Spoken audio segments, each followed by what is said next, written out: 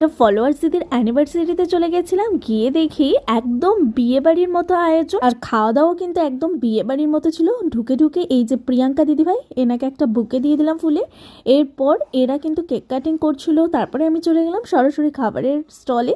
এখানে mocktail counter ছিল, এখানে দুটো মকটেল নিয়ে নিয়েছিলাম, জাস্ট দারুণ খেতে ছিল।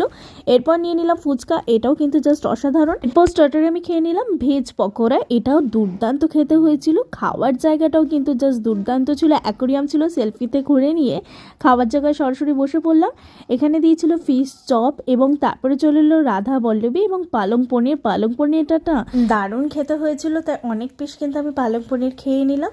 এবং এরপর চলে এলো ফ্রাইড রাইস আর চিলি চিকেন, এই কম্বিনেশনটা আমার ভীষণ ভালো লাগে। এরপর সাদা ভাত, মাটন কষা, এঁচোড় চিংড়ি।